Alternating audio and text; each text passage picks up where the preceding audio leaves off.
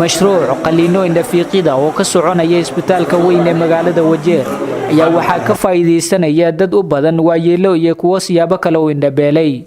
dad badan ayaa ka soo qayb galay oo reer Wajir ah dadkaas oo meelo kala duwan ka imaaday. waxaan la kulmay dad ka imaaday Sabuulay, waxaan la kulmay dad ka imaadeen Diif, Ibraahim Uurey, Qorab Xaraar, Arbajahan iyo Hadhaadho iyo Cadabohol.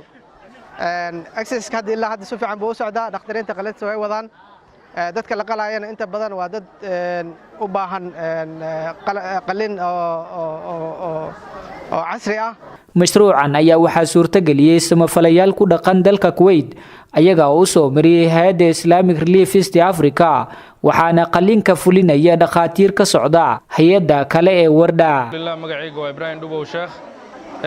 maanta waxaan joognaa magaalada Wajir anoo ka socono Relief Organization of East Africa.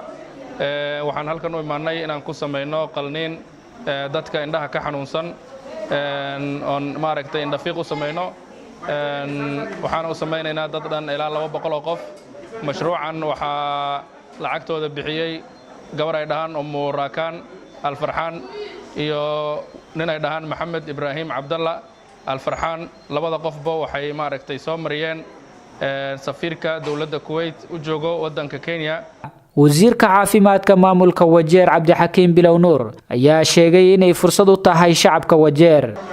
qalitaanka indhaha loo qalaya bulshada ku nool magaalada Wajir dadkan oo awoodin qalitaanka waxaan siinaynaa fursad indhaha loogu qalo oo fursadaas oo ay siinaysa hay'adda Islamic Relief East Africa caawinada u marinaysa hay'adda warda. waxay soconaysaa 3 bari. bulshada reer Wajir waxaan aaminsanahay inay ka faa'iideysan doonaan dad badan oo awloon aan waxba arkaynin iyo aragtidooda u fududaan doontaa. Ibraahim Dubow ayaa sharaxaya sida uu ku hirgalay mashruucan. shalayta mashruucan u bilowday 72 qof baan qalin u sameeynay qaarna waan daaweynay. maantana way socotaa ilaa berrito isniinta ay ku eg tahay. waxaan soo kale u madcelinaynaa hay'adda warda oo maaragtay shaqada nala qabanayso. waxaan kale u madcelinaynaa idaacadda Star FM iyo TV-ga STN oo nagu soo booqday meesha aan shaqada ka qabanayno. aad bay u mahadsan yihiin. qaar ka mid ah dadkii ka faa'iideystay qalinkan bilaashka ah ayaa mahad u celiyay cid kasta oo gacan ka geysatay. xalay waxaan bariyay godcadda horteen armajahan ka imaaday indhaha daradooda u imaaday. haddana alxamdulillaah shukri maadol waa leeqalay banaanka hadda jooga abaal waxaan ka heenon ka sheegana male intaan ummadda nabi maxamed intaan tuurayna gacantooda bay sugi xaq ilaahay sugi laakiin gacantooda sugi.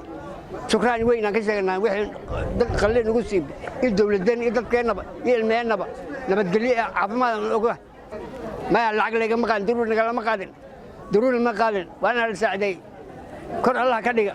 isku soo wada duubo dhaqaatiirtan ayaa la filayaa in indhafiiqida ay ka fuliyaan goobo kale. Xasan Mukhtaar Axmed Waayeelka warbaahinta Star magaalada Wajir.